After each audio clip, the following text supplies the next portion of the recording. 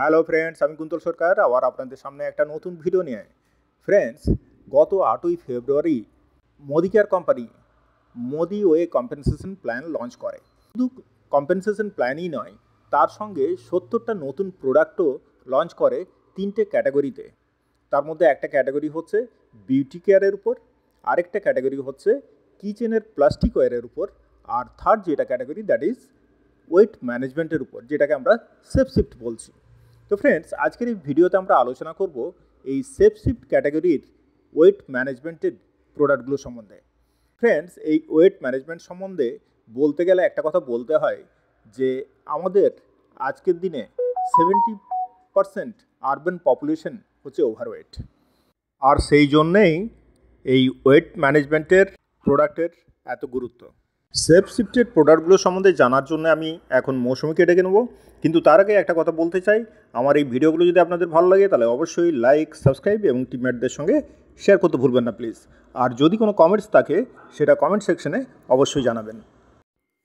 Friends, আমরা safe shift use করে যে শুধুমাত্র একটা ডিজায়ারেবল ওয়েট পাবো তাই নয়, তার সঙ্গে আমরা ওভারওয়েট জনিত বিভিন্ন রোগ অসুখ থেকেও কিন্তু মুক্তি পাবো, যেরকম high blood pressure, diabetes, heart disease, kidney problem, liver problem আর কিছু ধরনের ক্যান্সার। আর কেন আমরা ওভারওয়েট হই ফ্রেন্ডস? সেটা বিভিন্ন কারণে আমরা হতে পারি, যেরকম hormonal disorder, over eating, poor food habit, অনেকটা চোখের খিদের মতন যা পাচ্ছি খাচ্ছি, যা দেখছি সেটাই খেতে ইচ্ছে করছে। আর ফোর্থ, সেটা হচ্ছে sedentary lifestyle friends, not doing enough exercise. আমরা অলসভাবে দিন কাটাচ্ছি, পর্যাপ্ত এক্সারসাইজ করছি না, হাঁটাচলা করছি না, শুয়ে বসে সারা দিনটা কেটে যাচ্ছে। আর অপর্যাপ্ত ঘুম, ল্যাক অফ স্লিপ খুব খারাপ, খুব ক্ষতিকারক শরীরের জন্যে। আর last but not the least friend, stress, দুশ্চিন্তা, উদ্বেগ, এর থেকেও কিন্তু আমরা ওয়েট গেইন করতে পারি। ফ্রেন্ডস, এরপর আমরা জানবো যে ওয়েট ম্যানেজমেন্ট কিভাবে কাজ করে। আমরা জানি যে খাবার আমাদের শরীরে এনার্জি যোগায়, আর এই এনার্জি যেটা আমরা আমাদের খাবারের মধ্যে দিয়ে পাই তার ইউনিট হচ্ছে ক্যালোরি।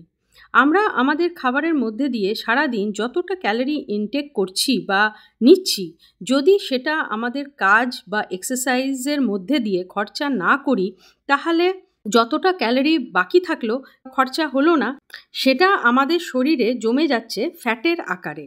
আর এই ফ্যাট দুভাবে জমতে পারে।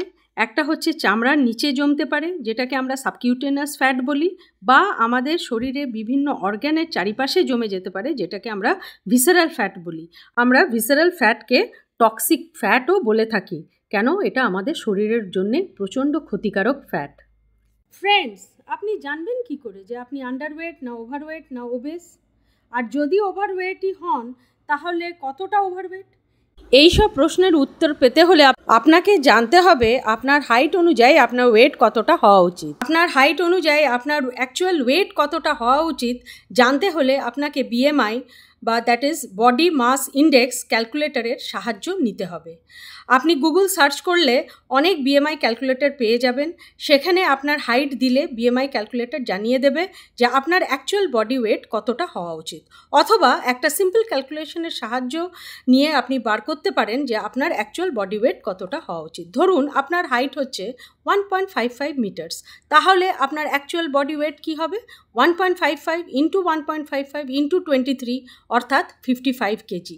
এখন আপনার ওজন যদি 70 কেজি হয়, তাহলে আপনাকে 70 মাইনাস 55 অর্থাৎ 15 কেজি ওয়েট লস করতে হবে। ফ্রেন্ডস, আমরা যে শুধু কাজ করলেই আমাদের এনার্জি খরচা হয় তা কিন্তু নয়। আমরা যখন রেস্ট নিই বা ঘুমোই, তখনও কিন্তু আমাদের ফিজিওলজিক্যাল প্রসেসেসগুলো আমাদের শরীরের মধ্যে চলতে থাকে, যেরকম হার্টবিট, ডাইজেশন, ব্রিদিং এক্সেট্রা। তো সের জন্যে কিন্তু আমাদের রেস্টিং অবস্থাতেও কিন্তু আমাদের কিছুটা এনার্জি খরচা হয়। আর এই রেস্টিং অবস্থাতে যেই এনার্জিটা খরচা হয় সেটাকেই কিন্তু বলা হয় বেসাল মেটাবলিক রেট বা বিএমআর।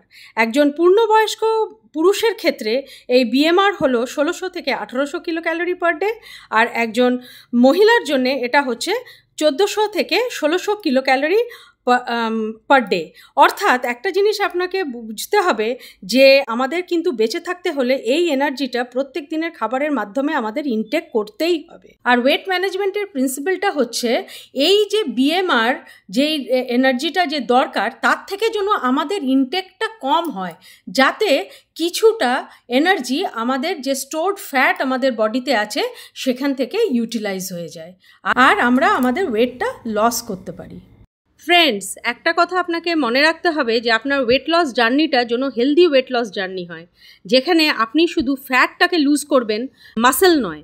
যদি হেলদি না হয় আপনার এই ওয়েট লস জার্নিটা, তাহলে কিন্তু ফ্যাটিক আসবে, ইমিউনিটি পাওয়ার লো হয়ে যাবে আর নিউট্রিশনাল ডেফিসিয়েন্সির জন্যে বিভিন্ন ধরনের রোগ আপনাকে গ্রাস করবে। ফ্রেন্ডস, এই যে শেফ শিফটের যে ওয়েট ম্যানেজমেন্টের যে বান্ডেল প্যাক, তার মধ্যে কোম্পানি আপনাকে কি কি দিচ্ছে জেনে নিন।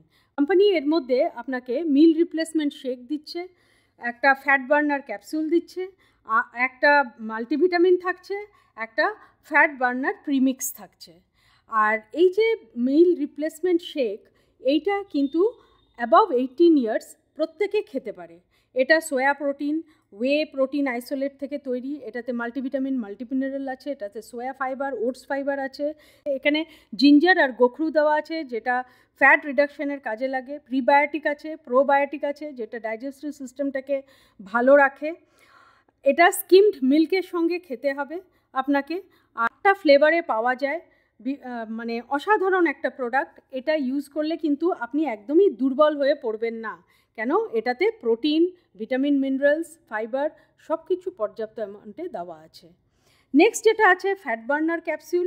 এটা আপনার মেটাবলিজমটাকে কন্ট্রোল করবে, অ্যাপেটাইটটা কন্ট্রোল করবে, এই সব সময় এই একটা খাই ভাব সেটাকেও কন্ট্রোল করবে এবং ফ্যাট বার্ন করবে।